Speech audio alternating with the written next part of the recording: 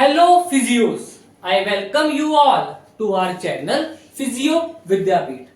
We are back with our next lecture on cryotherapy. Okay, so now we will study about various techniques of application. Okay, so it is a easy part and you will understand that what different methods you can use for applying the cryotherapy. So my name is Vijay Kumar and let's get started.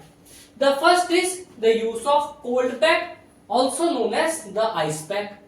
Okay, so you might have seen this in your OPDs also. And so cold pack are of two types. First is homemade and other one is commercial.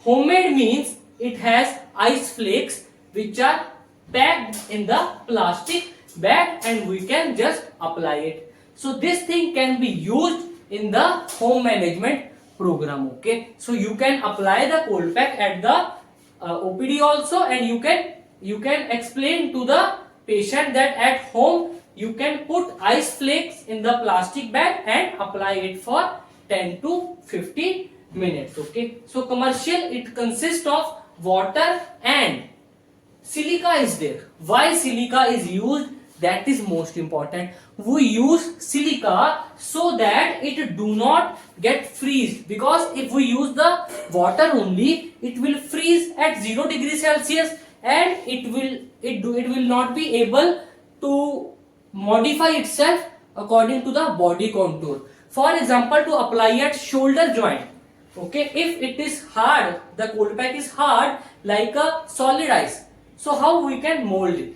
So by adding silica, it become malleable so that it can assume the shape of our body contours. This is about cold pack. Next is local immersion. Okay, so here the mixture of water and flaked ice is used. Okay, so mostly this part or this technique is used for treating the distal parts. For example, foot and hands. And cold pack can be used at the joint area. Okay, so this can be continuous immersion or intermittent immersion. So some books has written the values of temperature. You can just read it. For continuous immersion, the temperature is 16 to 18 degrees Celsius and the timing is 15 to 20 degrees Celsius. And for the intermittent one, the temperature is 10 degrees Celsius and the treatment time is about 50 to 20 minutes. And one thing that you need to keep in mind during the immersion technique is that once the part is immersed in the water, that is a mixture of water and flaked ice, you need to mix it or agitate it. Why? Because the layer of the water which was in contact with the body part has become warm. Okay, so by mixing it, we are making the cool water to come close to the extremity. Okay, so next is ice towel. So here again we use water and flaked ice and we use the towel, that is we put towel inside it and then we wring the towel and place it. Okay, so once the towel is placed, after 2-3 minutes we need to repeat the thing and this thing is repeated for 20 minutes. Okay, so this is used for larger areas, for example to apply on our back. Okay, so which is a larger area. Next is ice massage. Okay, solid ice which is wrapped in paper or cloth, or it is made like a ice lollipop on a stick. Okay, so mainly it is used for two purpose and both the purposes require different technique of application. First is for pain relief and next is for the neuro facilitation. For the pain relief, we will do the slow circular motion for 5 to 10 minutes. We will apply the ice cube and we will move it in a circular motion. And for neuro facilitation, we will do the dabbing. That is, we will place the ice for 4 to 5 seconds, then pick up, then again 4 to 5 seconds. That is placed on the dermatomes. Okay, so this is the use of ice massage. Next is vapocoolant spray or evaporating spray. So this technique is mostly used in the sports injury, okay, where it is not accessible to use local immersion or ice massage. For example, the match is running, where you will arrange these things: towel, water, ice, a tub. So we are using coolant spray, okay. So previously ethyl chloride was used, but it was flammable, so it was replaced by fluoromethane, which is non-flammable. Next is it is important to keep the spray at 45 centimeter from the part, and it must be perpendicular to the part.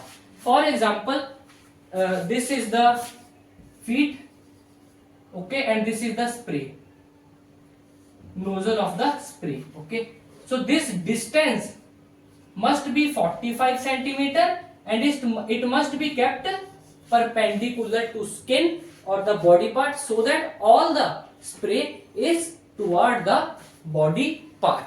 And next most important thing is that how much time we are giving this. It is given in short burst of 5 seconds and repeated for 3 to 5 seconds, यानी कि 5-5 second के 3 से 5 time हमें burst या strokes देने हैं. Next is another important technique, which is spray and stretch technique. This technique is used to stretch the tightened muscle. Normally, if we are stretching a very tight muscle, it may provoke some pain. So patient will be saying that please leave me, I am feeling a lot of pain. So what here we are going to do is that once we are stretching, then we will apply the spray. Again we will stretch, again we will apply the spray. So what is happening here? The stretching is producing an irritation, and the spray is acting as a counter irritant, which help us to do the stretching, called the spray and stretch technique. So this is an important Viva question. Next is cold compression units. Okay, so the most important use of this type of technique of application is after the surgery to prevent the post-operative edema and inflammation. So here a sleeve is wrapped around the body part, which is providing us two things, that is cooling at a temperature of 10 to 25 degrees Celsius and some pressure, that is compression also.